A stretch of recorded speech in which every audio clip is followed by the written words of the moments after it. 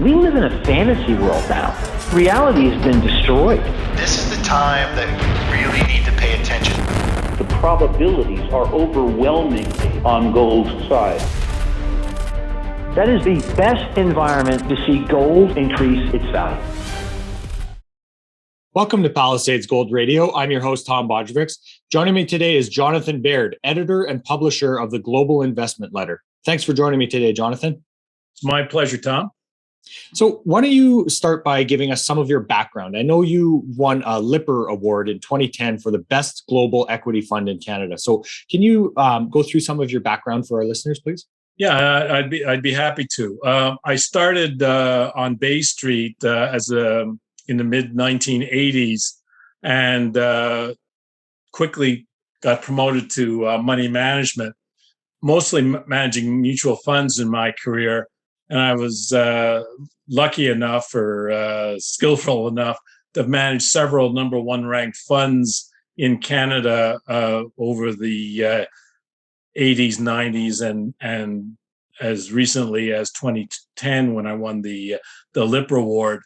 And the firm that I was with early in the last decade got bought out by a French merchant bank, and I decided I would just concentrate on managing my own account. I had always kept kind of a trading diary because I found that very helpful in sorting out my thoughts about the market. And so out of that, I started posting the occasional article on LinkedIn.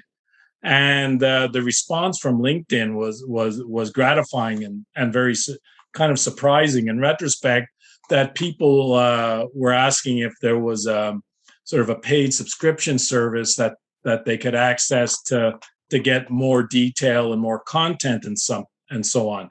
And so out of that, the Global Investment Letter was born. And the Global Investment Letter is published monthly, and it's essentially a reflection of my thinking on the markets. I talk about sort of the broad macro factors, but then we'll also talk about my individual thoughts on the major equity, bond, currency, and commodity markets.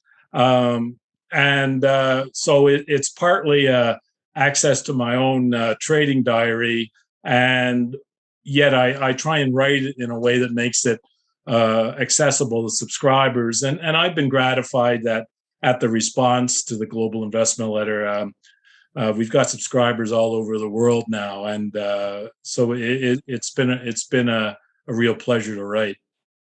So you were gracious enough to send me a couple of your recent letters, and in the August issue, you mentioned you included a section of the lessons of 2021 so far. So what are the most significant lessons here in your mind? Well, I think the big thing is that paying attention to macro factors is important. It always has been historically, but it's particularly so in our current era. And I gave a couple of examples. One of which was paying attention to the things that seemingly come out of left field, like the COVID pandemic. And in January of 2020, I started reading about this disturbing virus outbreak in China, and I decided that it was worthwhile following. And then I wrote about it in the February issue of the Global Investment Letter, just alerting the subscribers that I think this is potentially could have larger implications. And then in the March 4th issue, things had progressed to such an extent that I suggested to the readers that it might be an idea to really reduce equity exposure dramatically and get into treasuries. Unfortunately, that proved to be the case, and the pandemic obviously has done what it's done. I don't really need to elaborate, for anybody of what's happened.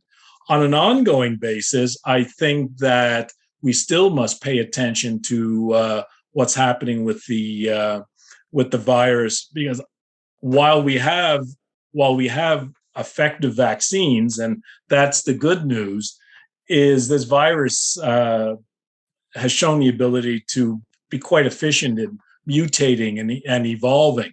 And so I think we should keep an eye out that we have the troubling Delta variant right now. And my concern even extends to what might come next if we don't get a good part of the world's population vaccinated, because it's within the unvaccinated segment of the world that the virus has the most opportunity to mutate and so on. So that's something that I think is an example of where you can't just focus narrowly on your own investments, but have to be aware of what's going on in a larger sense. And the second thing was back in 2020, I got more and more concerned about the Chinese treatment of Hong Kong and its abrogation of a 50-year agreement to leave the system in Hong Kong alone. And there were some other factors as well. And that caused me, my concern about the Chinese not respecting the rule of law prompted me to quit following the Shanghai and Hong Kong stock exchanges in 2020, because I thought that the geopolitical risk associated with them, because I saw a deterioration of the respect of law, wasn't attractive for investors. And we've seen more recently, particularly in this past summer, where the Chinese Communist Party has become more and more intrusive in terms of its imprint on the corporate sector in China and its influence on Chinese companies listing in North America, or even their activities within China. And Chinese firms listed in North America fell by 22% in July. So that was another example of paying attention to geopolitical factors may not necessarily translate into positive effects the next day, but in time they pay off. And certainly it paid off in terms of my dropping my coverage of the Chinese. I was sad to do so. I've spent time in China, and I think what they've accomplished in the last 40 years is remarkable economically. But I had always been concerned that the biggest threat to Chinese growth would be a reversal in the political dynamic in terms of fostering an open economy and a little bit more of an open society. And clearly, the current regime of the Communist Party of China has suffered that reverse, at least in my opinion. And so that's prompted me to maintain my level of concern. And those are just two examples, that I wrote about in the past month in the introduction to the August issue, of why we don't have the luxury as investors of just narrowly focusing on a certain section of stocks or even certain markets. We have to take a broader view. So as we consider this broader view, Jonathan, what could some of the downstream effects of the Chinese government imposing more of these restrictions and, as you're saying, tightening up its rules on the market and society in general there?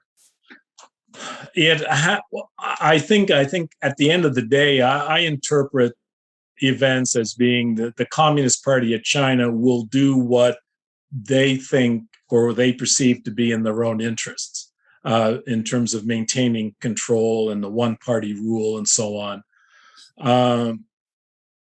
That may result in slowing Chinese economic growth going forward. I think the law of diminishing returns is probably going to produce a slowing growth for China at any rate, just because such an enormous economy cannot grow at 6 or 7% indefinitely. The law of diminishing returns is a very real thing. If that is the case, a slowing Chinese growth rate will clearly also impact the growth rate of the global economy, and in turn, that's going to potentially have effects on demand for commodities and a whole host of other issues. And then there are geopolitical issues also that could be generated by changes in economic growth rates and so on. So that also lends itself to, my general premise in investing is that all markets are interconnected, and certainly that's an example of them, Tom. Absolutely. So I'd like to kind of move to some more particular calls that you've made here. So I know going through your August issue, you initiated long positions in both the S&P 500 and Russell 2000 in November of last year. So what factors did you take into account to make those decisions? One of them was that they had both broken out from a technical standpoint from a level of resistance that suggested that there was more upside potential to be had in the markets. I'm not a pure technician. I tend to adopt a pragmatic approach. So my inputs are multiple. I look at fundamentals and technicals and as I talked about just a minute ago, the global macro side of things and so on. What I saw back in November was the breakout in both the S&P and other markets, the Russell 2000 and so on. The breakout, along with the fact that seasonally November to April is a very strong period for markets, and while I don't know why that necessarily is, this phenomenon of November to April being a strong period has lasted long enough and has been persistent enough and strong enough that suggests to me that something is happening to do that. And so the weight of evidence causes me to respect that phenomenon. It doesn't mean I'm going to buy and hold, regardless. But factors such as the breakout of the market, the positive seasonals, and also too clearly the massive fiscal and monetary stimulus that was basically pumping if the world economy was a human body, it would be pumped full of adrenaline, and so that was also going to have an effect, and that has. Those trades both have clearly worked out very well. If I might say, Tom, one thing I think is important for investors is that not only is it important to sort of get the initial investment decision right, but it's also important to manage the trade. And once you've got the investment on, you just can't ignore it. You have to monitor it. And one of the things that has been an outgrowth of that is that as 2021 has progressed, I've gotten more and more concerned about the state of the overall markets. And one of the things I think I wrote in one of the recent issues of the Global Investment Letter was, rarely have I been more bearish and yet made such good positive returns in the market. And that's because that while I'm bearish and while I've adopted a hedge position in the markets themselves have not, at least based on my analysis, triggered a sell signal. So unless it triggers a sell signal, I'm not going to sell my position. So I've got a selection of long positions in markets all over the world, and luckily enough, they've done quite well. But what I have also done as a concession to my concerns about the markets is that I have utilized sell stops along the way to protect the positions against a change in market trend so that I can at least retain the bulk of the profits that I've accrued. And I talk about that in the issues. I update them each month, in each issue, sort of where I'm thinking. And I think it was in the August issue is that I commented on also the experiences of the little bit of a pullback that we had in July.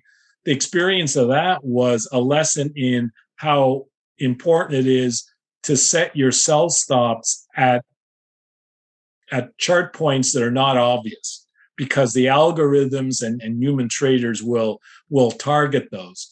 And so it was a bit of there was a bit of a mini sort of a lesson in the August issue about the value of that as well. And so, as of the August issue, I'm still long my positions, but I still remain quite concerned about the prospects for equity markets between now and the end of the year. And indeed, I've got concerns about the capital markets for the decade. So, Jonathan, do you have a sense of if we're heading more into, let's say, a slow grind lower? Are we going into more of a melt up scenario and then a dramatic crash? Do you have any sense of that, or do you care to comment on that? To be honest, I'm not. I don't know what we're likely to see. Mm-hmm. I do.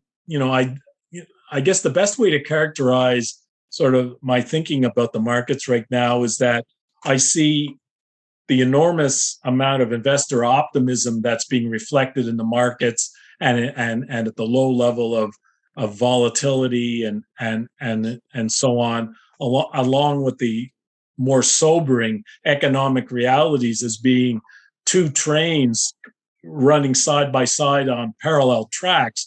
And at some point in the distance, those tracks are going to cross, where in this investor optimism and the far more sobering economic realities of that we're facing, when those two factors collide, that's going to produce a good deal of market volatility, which is likely to produce a market correction / bear market.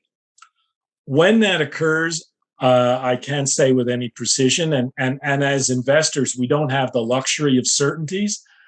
All we can do is try and manage a spectrum of probabilities, at least in my opinion. And so, in my own view, is the probability of an increase in volatility and some kind of a market pullback is increasing. And I think it's increasing as we move through the year. When it's going to happen, I don't know. But my concerns are large enough that I implemented a hedge strategy on my portfolios early this year, and I'm maintaining these sell stops. Now, at the same time, this volatility that I see, I'm seeing it as clearly something that's going to produce risks for investors, but it's also going to produce opportunities.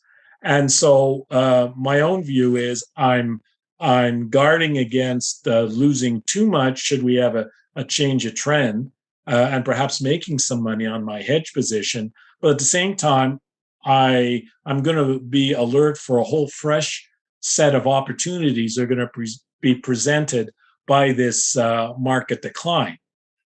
So the volatility always is a two-edged sword in terms of risk and reward. And the best thing that I think that as investors that we can do is just be on guard against risk and be attentive to potential opportunities. And that's obviously I'm going to be writing about what I see when things occur. Absolutely. As you're mentioning, market volatility being being at nearly all-time lows. And you recently posted a chart on your Twitter account and also in the August issue about margin debt versus the S&P. So does that really, play into the optimistic nature of the markets right now? I think it says a lot, Tom. I think that it's one thing for somebody to say they're bullish. It's another thing for people to borrow money and invest with it. The high level of margin debt is really a sign that people are putting their money where their mouth is. And so margin debt is at an all-time high. Now, that is less concerning to me than the fact that margin debt has shot up so strikingly since the March 2020 low, because that the rate of increase in margin debt is the best indicator of investor sentiment, and that is at well, rarely have I seen, certainly in my career, I have not seen this. The only thing that would rival it would be the internet bubble at the turn of the century. And if I might touch on the your comment about volatility being low, it is low. And one of the things that I've also talked about in the past is that the last decade that we had the lowest level of market volatility of any decade on record. For the 10 years between, let's say, 2010 and 2019, it was the lowest level of volatility on record. What's important to me about that is I use volatility as an important input in terms of my investing activities because it's got a lot of uses.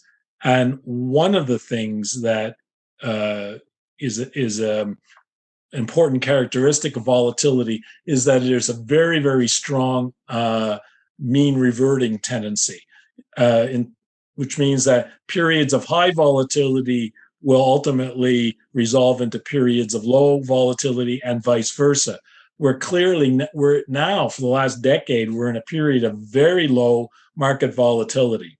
I think that that's another factor in my thinking that the 2020s are likely to be a good deal more volatile than consensus opinion expects.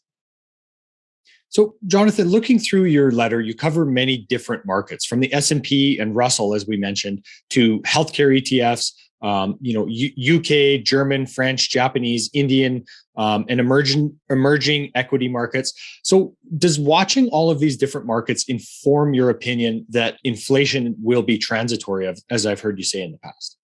Well, yes.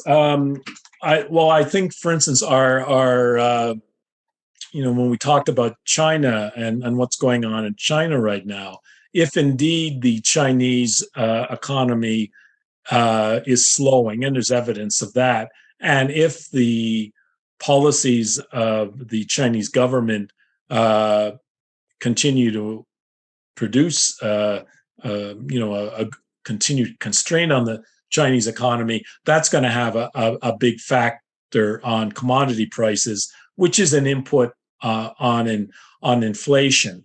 Right now, I do believe that the inflationary uptake is transitory, and I'm prepared to change my mind if the weight of evidence shifts. But right now, the evidence seems to confirm sort of my own view. Certainly, markets are the bond markets and commodity markets are suggesting that the inflationary pressures are easing substantially.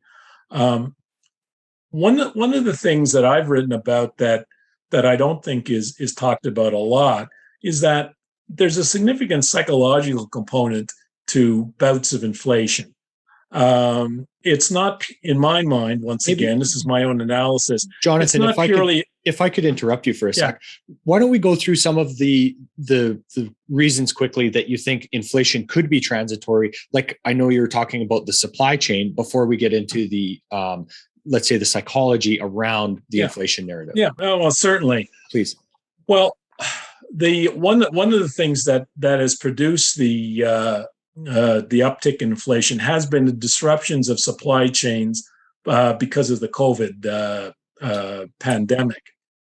Now, for somebody to believe that this is going to be an ongoing inflationary effect, they're going to have to presume that this disruption in the supply chain is not going to get addressed. And I don't think that that's the case. I think that one of the things that exacerbated the effect of this relatively short-term disruption in the supply chain is the fact that the world has gone to the just-in-time inventory system, in that there's very low levels of inventory about anything. I mean, that was adopted, I guess, a number of decades ago, because it's less expensive to carry less inventory. The only problem is, as we've seen, that it does make you a lot more vulnerable to supply disruptions. So we've had that supply disruption as a result of the COVID pandemic, but I'm thinking that those disruptions are going to ease, and normal flow of goods and so on is going to return, which is going to put a bit of a damper on inflationary pressures. And of course, the Chinese have been less of a presence in terms of buying commodities than they have been, which is producing a decline in commodity prices. The price of lumber has shot up and then it's basically crashed. I was looking on the weekend. The price of copper looks like it's in the process of breaking down, and copper is generally regarded as a real bellwether in terms of economic growth. And so what the price of copper is suggesting is a slowing global economy. So all of that will make it very difficult for inflationary pressures to stick. But as I say, Tom, I mean, if the weight of evidence, starts to build that tells me I'm wrong, I hope I'm smart enough to sort of recognize that and change my mind. But right now, I think the analysis that I've done over the last few months seems to be sticking.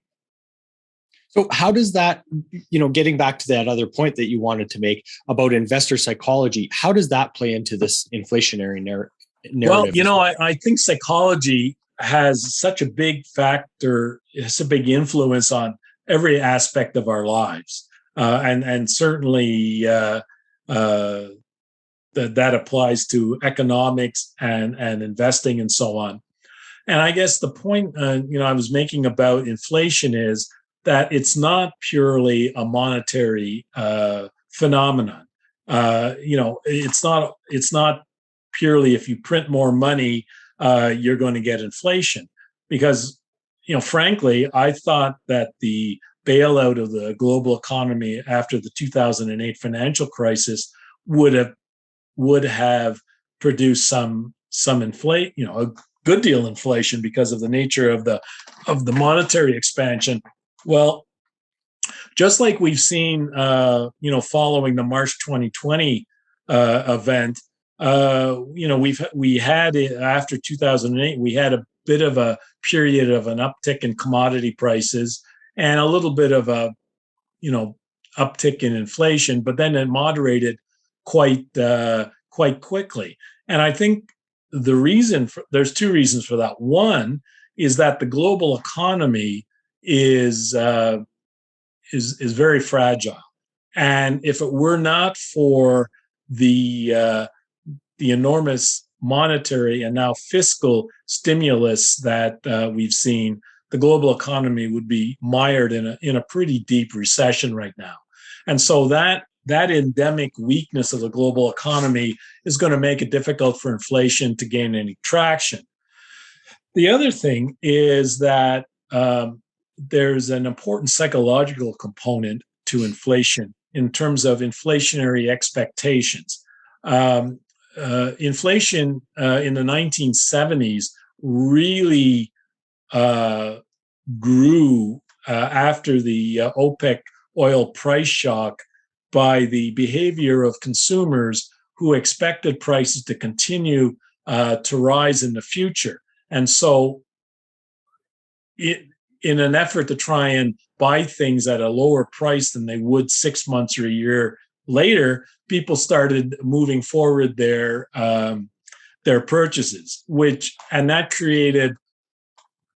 created somewhat artificial demand in a way for goods that actually helped perpetuate and accelerate the cycle of inflation, because people were buying now, which was putting greater demand on current on current inventories and so on, with the expectation that it would be better to buy now as opposed to paying more later, because they thought that inflation would produce higher prices. And that cycle became so ingrained in the 1970s that it required a real shock to the system by Paul Volcker in terms of ratcheting up interest rates to around 20% to really change the mindset. I don't see that psychological phenomenon happening right now. I think also inflation tends to be a bit of a product of people's confidence in government and the economy and so on. And I think that's still, at least in the West, still intact. We've had recent examples of it, of what happens when that confidence fails. And in the last few years, Zimbabwe's had a hyperinflation.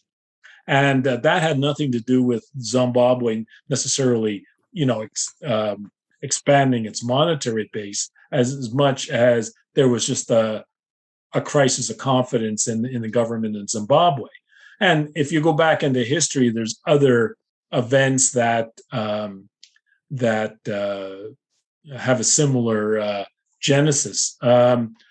I do think in the long term, inflation is going to be a problem. I think that the denouement of this amount of debt that we're carrying and the endemic weakness of the global economy is going to produce eventually a crisis of confidence, and that is probably going to produce a bout of inflation that will be more enduring.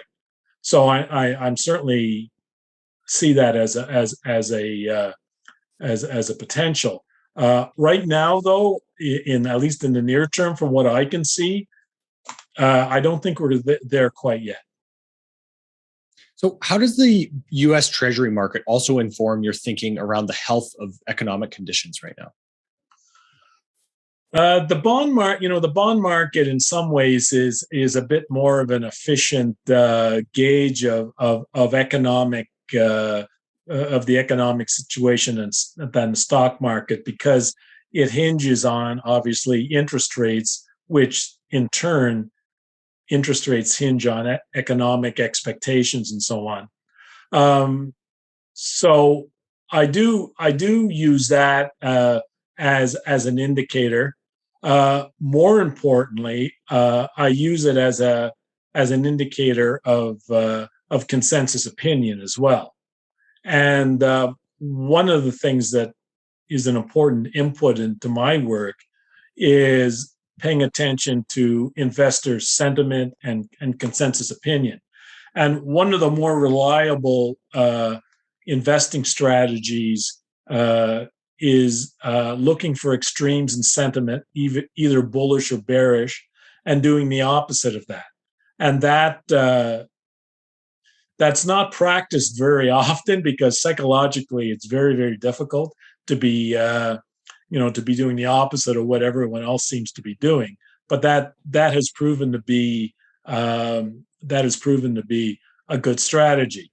So I look at the Treasury market, for indications of consensus views of the economy, which helps inform my sort of, my attitude towards all other markets. I can't stress enough that the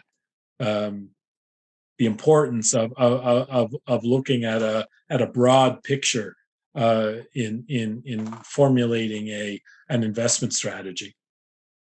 Absolutely. And I'd like to get to talking about some of that in a little bit, but considering the bond market, considering the inflation expectations that you see going forward, are these the main factors in why you see a slowing economy going into the fall here? I see a slowing economy for a variety of reasons. Number one is on a global basis, a slowing Chinese economy is going to have a slowing effect on the world economy. In terms of the U.S. economy, a good deal of the stimulus, the fiscal stimulus that was being used is at least right now is supposed to end in September in terms of direct fiscal stimulus. And the direct fiscal stimulus, I must say, was a good idea because it's the most effective way to actually support an economy, because it's going directly into the pockets of individuals, particularly if the individuals are lower income, because they're more likely to actually spend the money as opposed to saving it or what have you. So I think the action of the Fed and governments as a result of the pandemic crash, I think was perfectly justified. But at the same time, it also produces an ongoing set of problems that are already on top of a pre-existing set of problems with debt and so on that the world economy is already burdened with. So I think an important point is that the global economy, including the U.S., it's all weaker than many think, and certainly weaker than what consensus opinion would tell you. And we're already starting to see evidence of that in July and in this month, in terms of while the numbers are still positive, they're missing their targets, so to speak. So and there's a whole raft of examples of that, which I think I touched on in the August issue, and that trend is continuing. So while I can't be precise in terms of the amount of slowing or whatever, I think that the reported economic results are pointing to a slowing economy, and I think that that's going to continue as we move into the latter half of 2021, and certainly if in the United States the fiscal stimulus ends definitively in September, then that clearly cannot help growth prospects in the U.S. So we are looking at a slowing global economy, which, among other things, is probably going to dampen the inflationary pressures, at least for the time being. Like I say, I think the real threat of inflation still is before us in the years ahead. So if or when we get a sharp market sell-off, Jonathan, I've heard you explain that your sell prices will get triggered and that your hedge will make you a bit of money. So can you give us an example of how you're hedging certain positions? The main hedge that I use is going long the volatility index, the VIX, as it's called. And so I've talked about looking for extremes of investor sentiment and so on. When the VIX goes to very low levels, that tends to indicate a good deal of investor complacency, and so that is when I get interested in buying volatility. Volatility, the use of volatility, is one of sort of the key ingredients in my work, and it's because volatility is endemic to the human experience. We see examples of volatility not only in the markets. You can look at trends of volatility in sports teams. There's even there's the solar cycle with solar flares. There tends to be periods of very quiet activity, and then that tends to resolve itself into spikes of high amount of solar activity. So, and we see it in human affairs and history in a variety of ways. So what I'm looking at from a hedging standpoint, what I found to be a fairly reliable hedging technique is to look for periods where volatility is quite low. And then if I have concerns about the investor sentiment generally and market valuation and so on, that will prompt me to establish a hedge position. So in the event that we do see a market sell-off, the VIX index will move up quite sharply because during market sell-offs, volatility tends to soar is the best word, and so the advance in volatility is what will hopefully provide me with a profit on my hedge position, while at the same time my sell stops will mitigate the whatever the decline or that I have. So they'll keep my profits substantially intact. Mm-hmm. And so that goes back to sort of the comment earlier about the importance of managing trades. You just can't buy something, and I mean we've all done it, I'm sure. You buy something and you just sort of forget about it, and most of the time that doesn't have a positive result. So I hope I try and be smart enough to learn from experience and so on. Mm-hmm. So do you ever try to hedge one particular asset class with something unrelated, like general equities and gold? And what role does gold play in your portfolio? I don't typically do that. I have found my VIX strategy to be it's been one of the most successful ones that in my career, my techniques or whatever. So I tend to stick with that. I do cover gold and silver in the global investment letter because I think that they're important, and it's also in response to requests by subscribers that I cover it as well. I'm not a gold bug, so I look at it as fairly dispassionately. So sometimes I'll be long gold, sometimes I won't be long gold. The same with silver. I think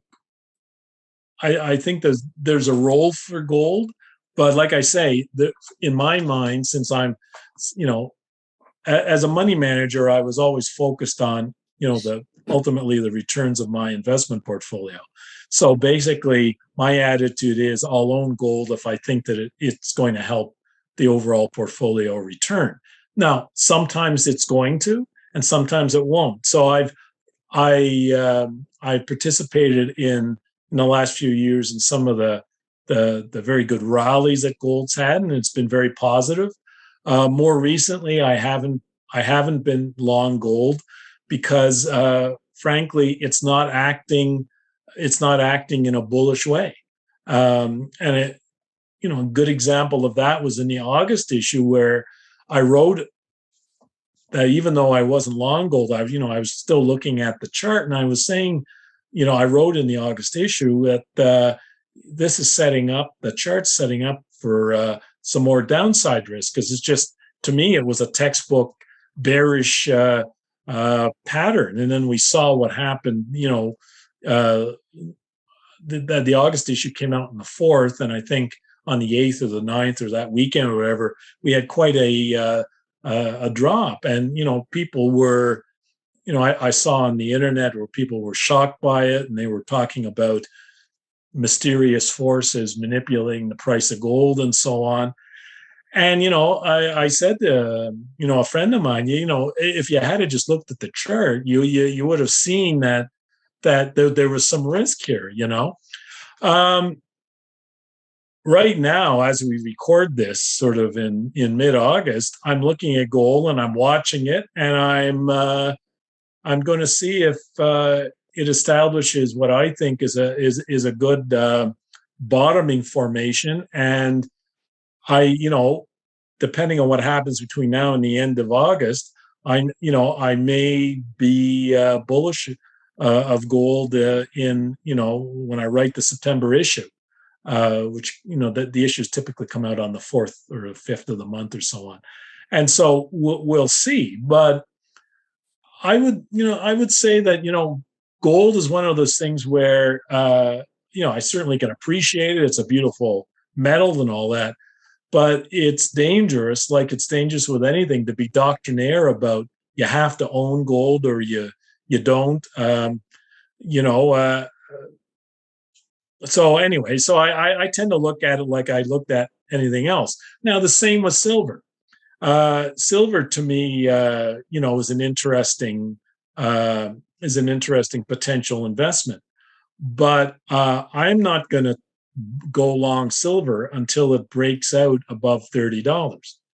Because right now, people talk about it, and there's bullish talk on the internet and on Reddit and so on. But you know what? It's not doing anything. And this goes back to my money management days. I was judged by the returns of the funds I ran. So I didn't have the luxury of sort of imagining a rosy future. I had to see what's it doing. And right now, until gold breaks north of $30, I'm not going to be long.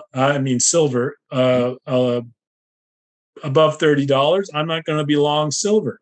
Now, once that happens, I'll take probably a good position. But then it goes back to what we've been talking about. Then you have to manage the position. Because I'm not going to assume gold's going to go from $30 to 100 or 2,000 or a million. Gold could go to 30 and then the 35 and go back down, and or it could go to $50 or $75. So I pay attention to all of these things, Tom. I think that there's a role for the precious metals. If they're going to go up, I want to be long. And if they're going to go down, I either want to be flat or I want to be short. I will say also, if I might, that in terms of just touching on the geopolitical side again, the subscribers have also asked me to comment on some of the gold and stock equity indices, like the XAU and so on, which I'm happy to do. But one thing that I will say for people that want to own gold or silver equities, be cognizant of geopolitical risk. Myself, I would not want to own a gold or silver producer in a politically unstable jurisdiction, because if gold or silver really starts to go higher, the risk of geopolitical issues, expropriation, or some other event rises, because they become a more conspicuous target.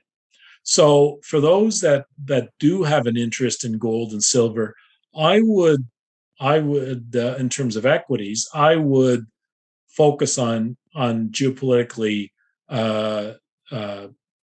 stable constituencies that respect the rule of law.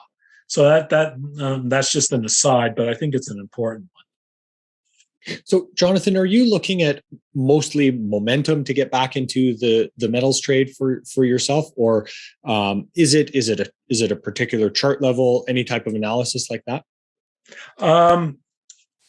With gold and silver, gold and silver, you can't really use fundamentals in terms of trading them, because that would work better with copper or iron ore and so on. And even then, there are other considerations. I will tend to, with gold and silver, tend to look at important chart points, important points of support and resistance.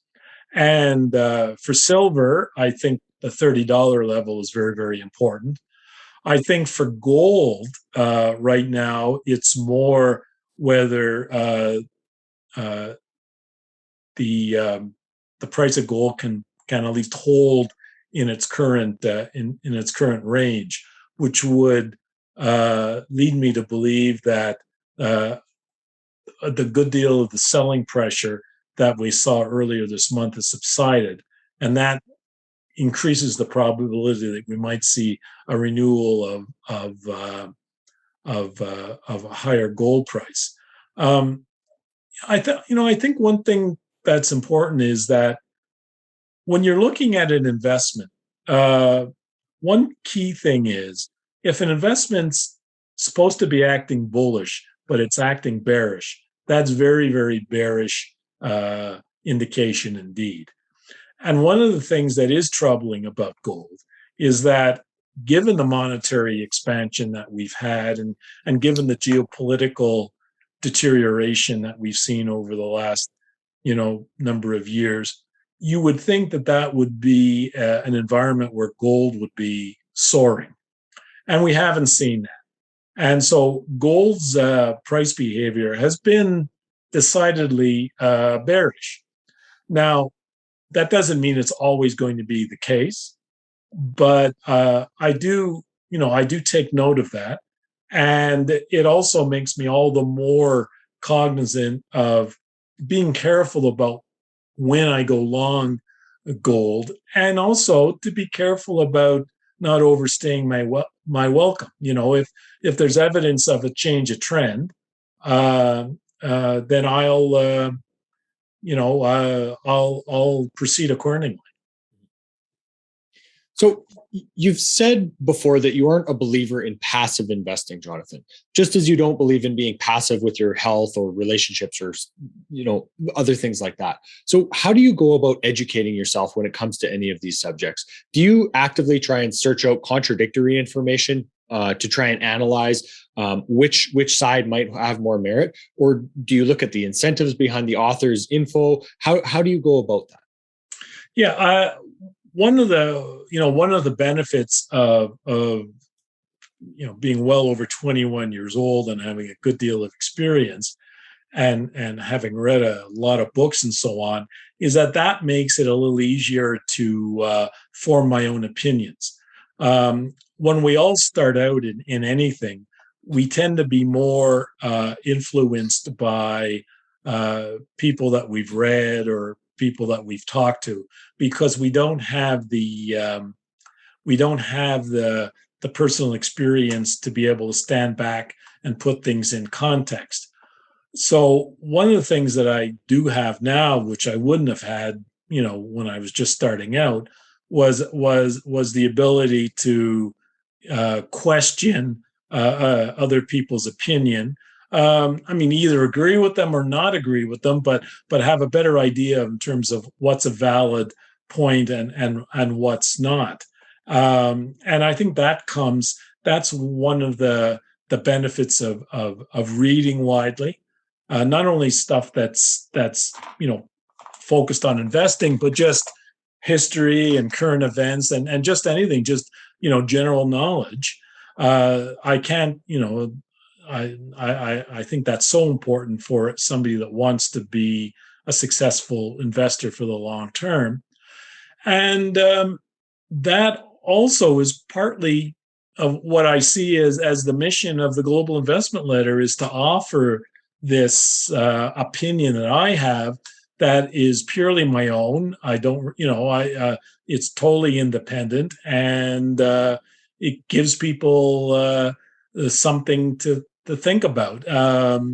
And they can disagree if they want, but it's just the idea of access to information and opinion. And like I say, the best way to the best way to get the best out of that is paying attention to the source of the information. Because there's so, as you know yourself, Tom, there's so much non-qualified ad hoc opinion going on the internet and elsewhere, that's important. And then also too, just experience will help you be more skeptical and more critical. And so what I try and do in terms of my own day-to-day activities is I try and expose myself to differences of opinion and so on, and information, and sometimes psychologically that can be uncomfortable, because we all think we're right all the time. But I have learned that the best thing to do is just deal in probabilities, and as the weight of evidence goes from one side to another, sort of behave accordingly. Excellent, Jonathan. I couldn't agree more. And that's something that is, at no point in time has been more prescient, is to really try and look at both sides and consider the evidence of all sides, right? Is there anything else you'd like to add before we wrap up here? Just that going back to the whole notion of being passive in that I would encourage anybody that has an interest in investing, whether they do it themselves or they have an investment advisor, is to take an interest and get a basic groundwork of what's happening in the world that will help you if you're investing yourself, or if you have somebody investing for you, that you can ask intelligent questions. And so that's I guess the key point that I'd like to impart on people is that this decade, I think, is going to be a challenging one for investors. I think it's going to be volatile. We live in in a lot of ways, not a nice world, and so that we have to prepare ourselves accordingly. And so that just read and think and be careful. Excellent, Jonathan. Of course, your letter is available at globalinvestmentletter.com, and you also post links and other information that you highlight in the letter. Also, Tom, there are free sample issues available on the website. Mm-hmm. It'll just ask you, if you click on sample issues on the homepage, it'll ask you for your name and email address to access the sample issues. And then that also puts you on a mailing list where I put out a weekly email about some investment topic. And so you'll get that. Now, if you want to unsubscribe to the email list, you can do so at any time. But you do get access to the sample issues and so on. And of course, your Twitter also is Jonathan Baird 88. That's right. We'll link to both of those in the show notes. You post some updates and stuff like that on your Twitter as well. Jonathan, thanks so much for your time today. Really appreciate it. It was my pleasure, Tom. This podcast is for general informational purposes only. Nothing on this podcast should be taken as investment advice. Guests on this show are not compensated for their appearance. Listeners are urged to educate themselves and make their own decisions. Do not base any investment decisions on the information contained. To view our full disclaimer, please visit our website.